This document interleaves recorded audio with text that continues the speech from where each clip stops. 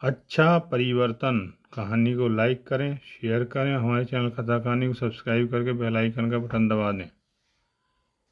एक दिन शाम को लक्ष्मीकांत अपने दोनों बच्चों को लेकर शहर गया क्योंकि वे पानी पूरी खाना चाहते थे। फिर वह उनको खरीदारी करवाने ले गया और लगभग 10:30 बजे वे घर के लिए रवाना हुए।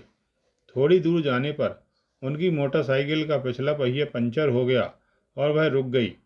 लक्ष्मीकांत को चिंता हो गई और वह सोचने लगा कि हे भगवान, बच्चों को 10 किलोमीटर पैदल चलाकर कैसे ले जाएगा। मन में यह सोचते हुए और बच्चों को लेकर मोटरसाइकिल को खींचते हुए जब वह जा रहा था तभी उसे एक मोटरसाइकिल सुधारने वाले की दुकान दिखाई दी।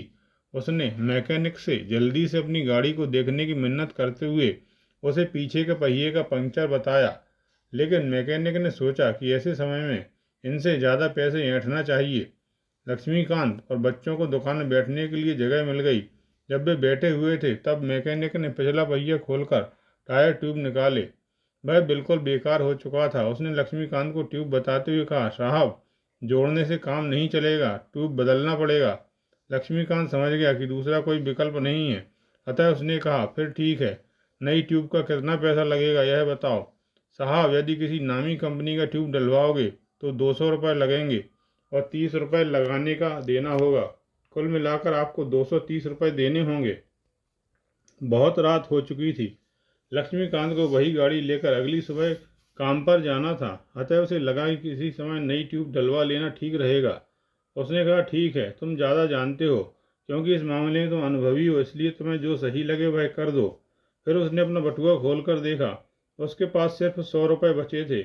उसने मैकेनिक से जानना चाहा कि क्या पास में कोई एटीएम है।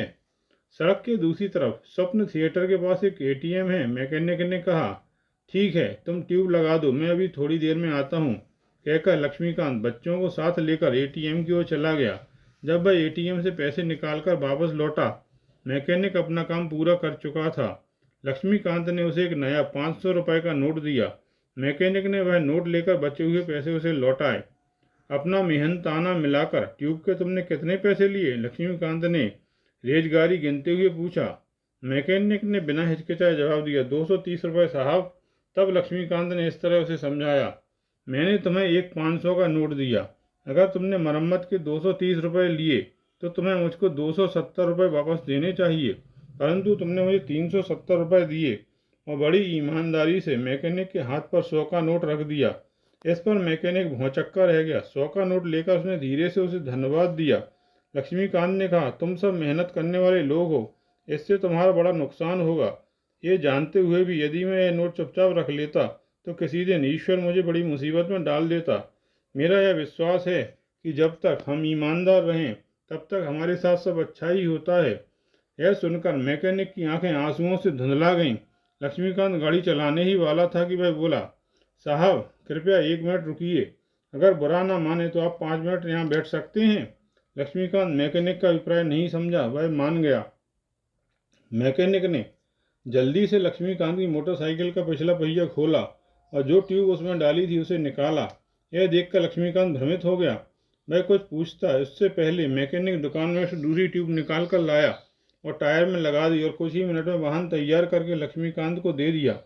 फिर उसने कहा, साहब, आपने ईमानदारी से मुझे 100 का नोट जो मैंने गलती से आपको दे दिया था लौटाया, ये सोचकर कि मुझे नुकसान होगा। दूसरी ओर मैंने आपको अच्छी कंपनी का बताकर हल्की तरह का ट्यूब आपकी गाड़ी में लगा दिया, परंतु आपने जो कहा और किया उसके बाद भी यदि मैं आपको धोखा देता तो मेरी अंतरात्मा आज मुझे सोने नहीं देती। मुझे माफ़ कर दीजिए। मैंने यह निश्चय कर लिया है कि अब मुझे इस तरह धोखाधड़ी नहीं करना चाहिए।